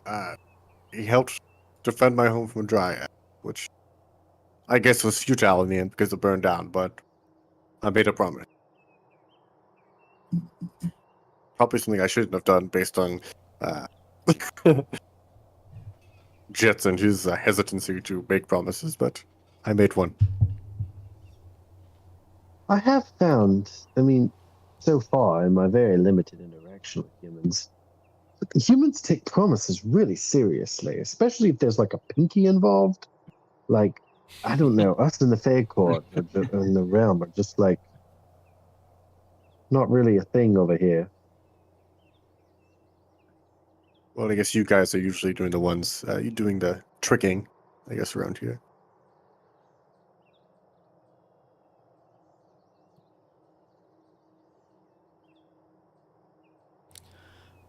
All right, and with that, are you all stepping over into the Autumn Court? As you guys approach the tree line, you can see through sort of like the last sparse bits of tree before this lush grass turns into this arid, dry, long. I guess it's also grass. Think of a Sahara, just like rolling hills of browns and oranges with these auburn trees and these dead oaks as they were just sort of dotting the terrain as far as your eye can see. Jeatz, this is what you would know as home. This is the Autumn Court. It's far less lush, but it's still filled with life, but life that hides in secret, that hides in camouflage. But there still are interesting points to be found within perhaps a valley of hills, or perhaps there's a hole in the ground that might lead you to an interesting place. But this is the Autumn Court through and through. It's these rolling hills of browns, oranges, reds, and it's what you would know as home. as you step over into the Autumn Court. As I step into the Autumn Court, I want to kind of plant my feet in the ground and close my eyes and pull Pascal out and like put him on my shoulder if he's like been hiding, and just kind of take a second to breathe in and like feel the nature around me and kind of regain a little bit of my sensibility being back home and feeling like the familiar wild magic that's around me. Yeah, give me a religion check. And you can do that with advantage. Hell yeah. I really need to up my intelligence. I had every opportunity.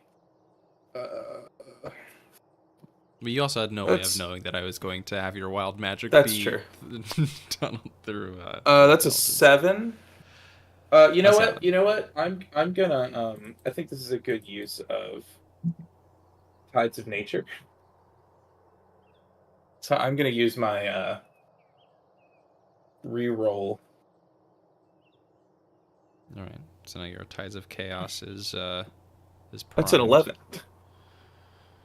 An 11. So you pull out Pascal to sort of like feel the air around you as you are back home, because these borders are drawn, and as you can see from the battle map, quite literally a line in the sand from one court to the next. They have their borders and they execute them to the millimeter, basically. And you pull out Pascal, and as you hold him out, you can feel that Pascal is back at home, back where you found him, but nothing more. You can tell that Pascal is happier here. I give him a little, I don't know, I could scratch the lizard on his head. I give him a little bit of like a little head pat scratch. Yeah, he chirps a bit, and and goes back and nuzzles around your neck. I look at him and I go, "Which any suggestion on way to go, little buddy?" You see Pascal look out. And Pascal looks very alert at this bush that's directly in front of you all. This one in particular. Lit.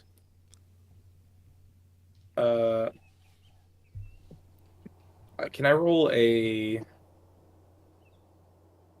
I tell my friends that, and I tell everybody that, and say, hey, be on your guard. It seems like there might be something in this bush. And can I cast Prestidigitation on the bush and just kind of do a big, loud bang right in the bush? Yes, you may. Go ahead and give me a perception check with advantage. In fact, everyone, give me a perception check with advantage. That's a 19. And also move your tokens to the edge of the border wherever you think you all are standing. Dirty 20. Just along. 16. 21. Okay, so Almyre, you are still maybe reeling a little bit, but you all see a massive beetle with a rider steps back from this bush and crawls around and looks at you from around the bush.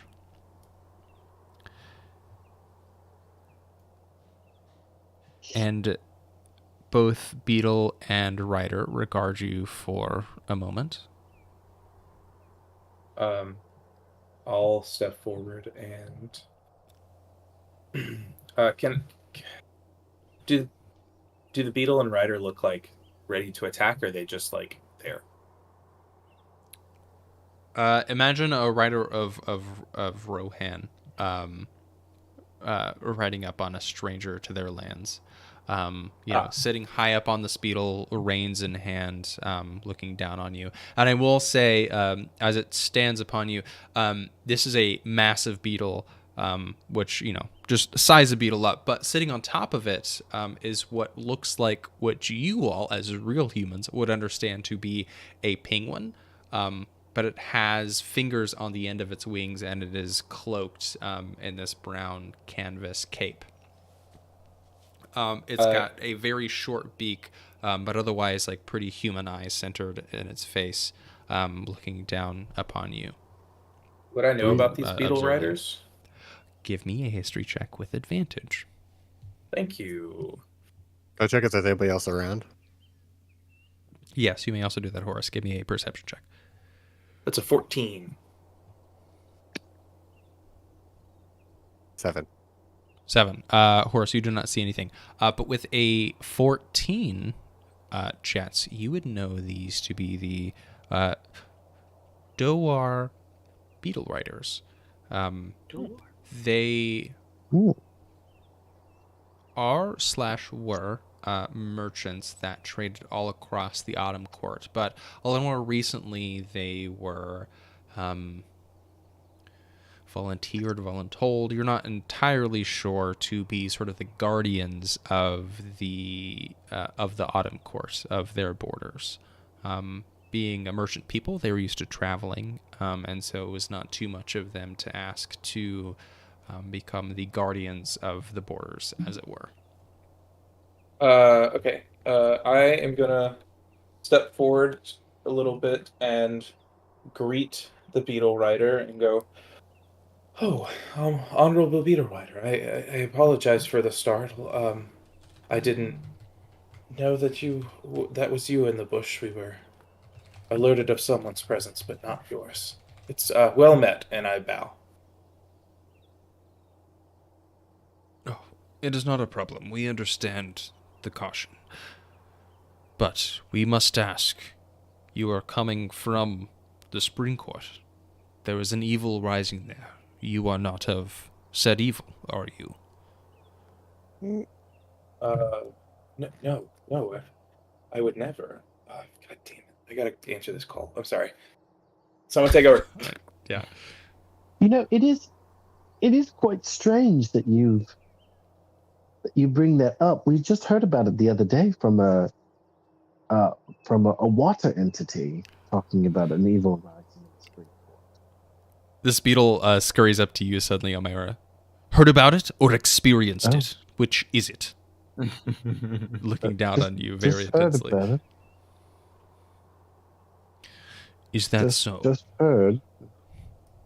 It is our duty to protect the Autumn Court from threats far and wide.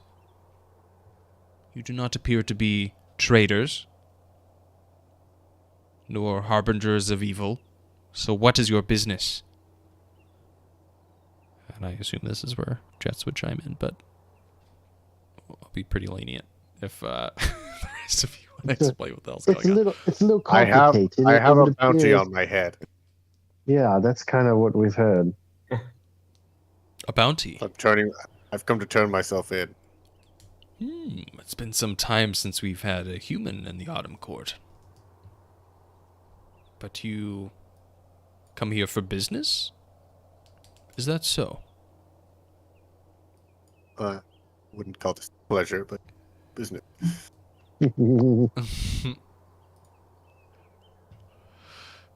You see the beetle rider look over to his left and say, Sidon! Come out of the bushes. I think we have an unassuming bunch here. And you see another beetle rider brush off the bristles from this bush and walk over to you all. Oh, deep down I knew it.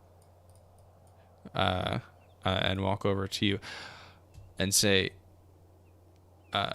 the first beetle rider says, well, if you are not traitors or that of evil, I suppose we can take you in for the evening, for the sun draws low in these days. It's quite cold in the Autumn Court on the plains. So perhaps you accompany us to our camp for the night. Is that sketch? Can I roll a sketch roll? A sketch roll? Yeah, you can roll me an insight check.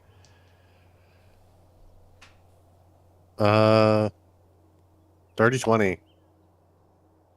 A dirty 20. They seem perfectly normal. They're just protecting the Autumn Court. So, I can say with DM hand up, Scout's honor, it is safe to go to their camp.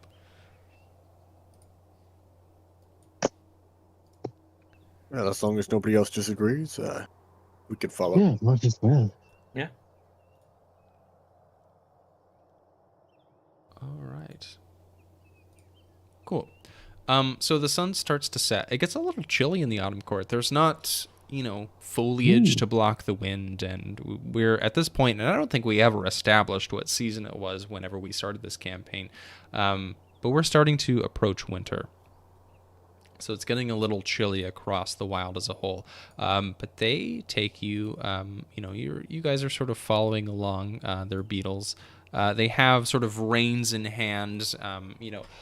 They could only stand 3 foot tall at most as you watch them ride these giant beetles. But they have reins in hand around the beetles' pincers to guide them like, one would a horse. Or I guess as a human would a horse. Not that you all know anything about that generally. But they march across the plains and you walk up this hill. And as you reach its crest, you can see down into what is their camp. There's a small path that leads into this camp, and you can see they've set up this small perimeter. These wooden stakes create this fence around a fallen castle.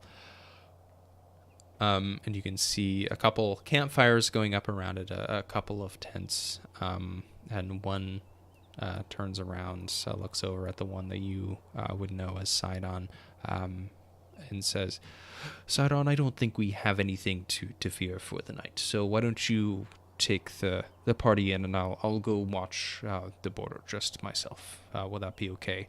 And Sidon looks over at the other and says, Stern, I can't leave you alone, not after what happened. No, Sidon, I'll be fine, don't you worry. They're not ones to strike so frequently. I'll be okay, I promise. Well, Stern, if you say so, I'll take them in. Oh well. You go on, and I'll watch. And you see the one that you now know as Stern. Why this bird is flying? Who changed the names? This one is known as Stern, and this one is known as Sidon. But There, it's not going to I've got one more Beatles song that involves birds, so I'm is that what that's about, huh?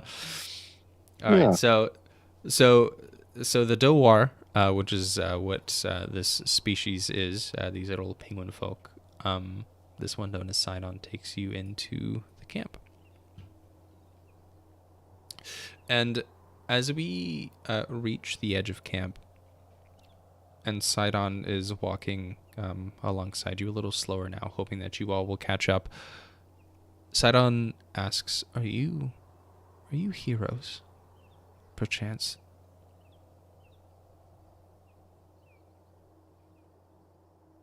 I don't know if any of us call ourselves heroes. We just help you out. So help out here and there. Would you help a father who's lost his daughter? Oh, geez. Of course. You guys are nearing the front gate of this little outpost. I was on a trading trip. My caravan got ambushed by some UNT, some snake people, and they took my daughter and disappeared. I was the only survivor, and I just want my daughter back. And you see Sidon kind of breaks down a little bit before reaching the front gate of their little trading village. And that's where we'll end our session. Oh. Gonna stop it there after kidnapping?